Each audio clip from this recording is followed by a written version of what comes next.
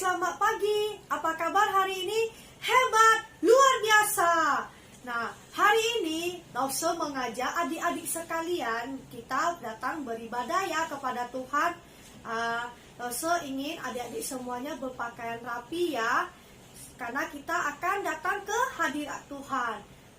Sekarang Lause mengajak adik-adik untuk bangkit berdiri. Kita akan memulai ibadah kita dengan diawali dengan doa. Mari kita bersatu di dalam doa.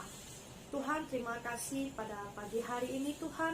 Engkau kembali memberikan kami kesempatan untuk datang ke hadirat Engkau ya Tuhan, untuk datang sekolah minggu memuji dan memuliakan nama-Mu. Kami serahkanlah ibadah online kami pada hari ini ke dalam tangan-Mu ya Tuhan. Hanya di dalam nama Tuhan Yesus kami berdoa dan kami mengucap syukur. Amin. Nah, sebelum kita memasuki firman Tuhan, Lause ingin mengajak adik-adik untuk nyanyi satu lagu. Hari ini harinya Tuhan, harinya Tuhan. Harusnya adik-adik pandai ya.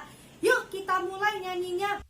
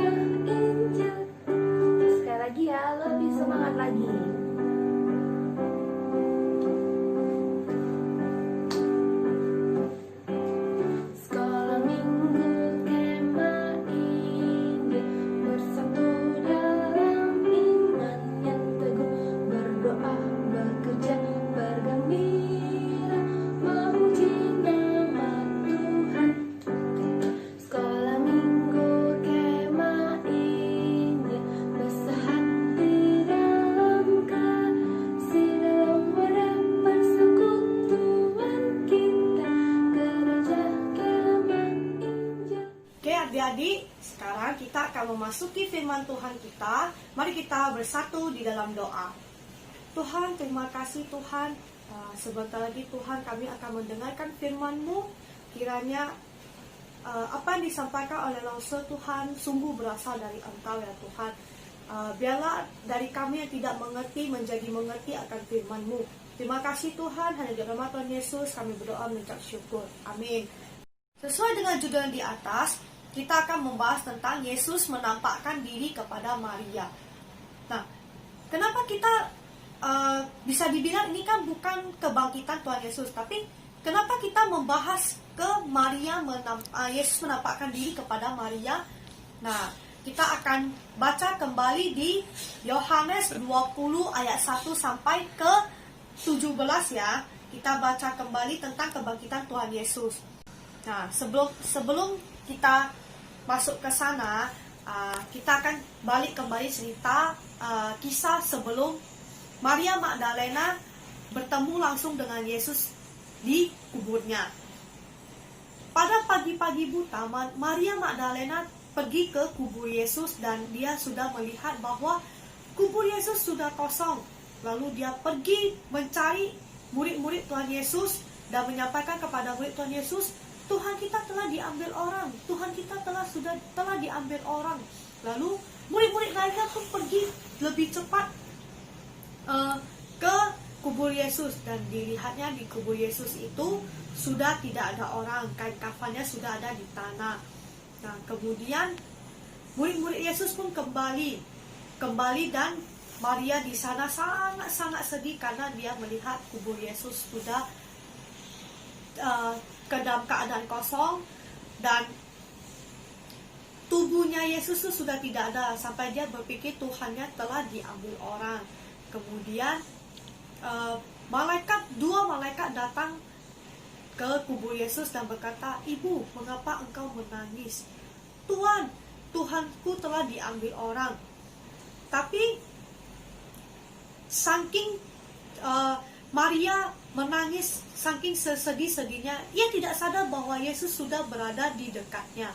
Kemudian Yesus bertanya kepadanya, Ibu, mengapa engkau menangis? Karena Maria sangat sedih, dia tidak fokus dan dia tidak mengenal Yesus karena dia sangat-sangat sedih. Dia mengira Yesus adalah penjaga taman itu. Lalu dia berkata, Tuhanku telah diambil orang, Tuhanku telah diambil orang. Kemudian Yesus memanggilnya, Maria, katanya, Maria. Lalu Maria pun tersadar dan ia berkata, Rabuni. Dia bilang, Rabuni itu artinya guru dalam bahasa Ibrani. Saking dia sangat terkejut dan sekaligus senangnya, Rabuni, dia sudah melihat Tuhannya telah bangkit. Nah, dari cerita ini kenapa Lose bisa bilang apa yang dikatakan bahwa Tuhan kita itu adalah kebenaran? Kenapa Lose bisa bilang Yesus berkata benar? Nah, silakan adik-adik buka di Matius 16 ayat ke-21.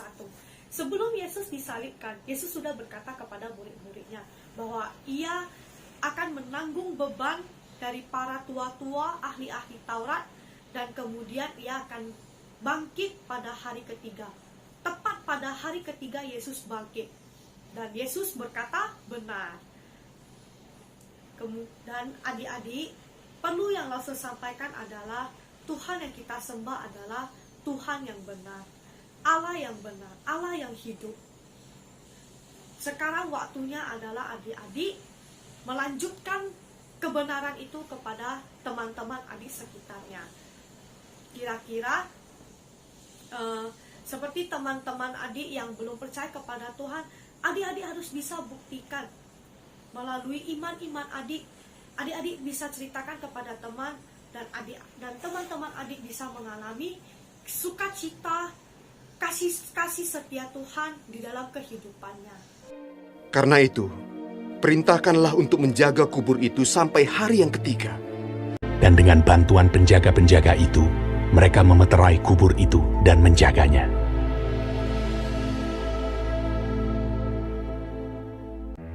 Setelah hari Sabat lewat, menjelang menyingsingnya fajar pada hari pertama minggu itu, pergilah Maria Magdalena dan Maria yang lain menengok kubur itu.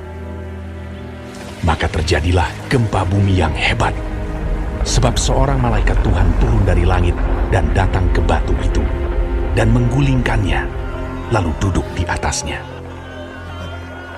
Wajahnya bagaikan kilat, dan pakaiannya putih bagaikan salju. Dan penjaga-penjaga itu gentar ketakutan dan menjadi seperti orang-orang mati. Akan tetapi malaikat itu berkata kepada perempuan-perempuan itu, Janganlah kamu takut, sebab aku tahu kamu mencari Yesus yang disalibkan itu. Ia tidak ada di sini, sebab ia telah bangkit, sama seperti yang telah dikatakannya. Mari, lihatlah tempat ia berbaring. Dan segeralah pergi dan katakanlah kepada murid-muridnya bahwa ia telah bangkit dari antara orang mati. Ia mendahului kamu ke Galilea. Di sana kamu akan melihat dia. Mereka segera pergi dari kubur itu dengan takut dan dengan sukacita yang besar dan berlari cepat-cepat untuk memberitahukannya kepada murid-murid Yesus. Tiba-tiba Yesus berjumpa dengan mereka dan berkata, "Salam bagimu. Jangan takut. Pergi dan katakanlah kepada saudara-saudaraku, supaya mereka pergi ke Galilea. Dan di sanalah mereka akan melihat aku." Dan ke-11 murid itu berangkat ke Galilea, ke bukit yang telah ditunjukkan Yesus kepada mereka. Yesus mendekati mereka dan berkata, "Kepadaku telah diberikan segala kuasa di sorga dan di bumi. Karena itu pergilah, jadikanlah semua bangsa muridku, dan baptislah mereka dalam nama Bapa dan Anak dan Roh Kudus. Dan ajarlah mereka melakukan segala sesuatu yang telah kuperintahkan kepadamu. Dan ketahuilah, aku menyertai kamu senantiasa sampai kepada akhir zaman." Sebelum kita mengakhiri ibadah kita, mari kita bersatu di dalam doa. Tuhan, terima kasih Tuhan. Kami baru saja mendengarkan sedikit firman-Mu melalui Lausaweni. Biarlah firman Tuhan disampaikan Lausaweni Tuhan dapat menjadi satu pembuktian ya Tuhan bahwa Tuhan yang kami sembah adalah Tuhan yang berkata benar. Biarlah melalui firman ini juga Tuhan kami dapat memberitakan firman-Mu ya Tuhan, memberitakan kebenaran-Mu ya Tuhan kepada teman-teman kami. Kami serahkan pribadi kami masing-masing ke dalam tangan-Mu ya Tuhan. Hanya dalam nama Tuhan Yesus kami berdoa dan mengucap syukur. Amin. Nah adik-adik, sekian dulu dari ibadat kita pada pagi hari ini. Shalom, Tuhan Yesus memberkati. Sampai jumpa minggu depan.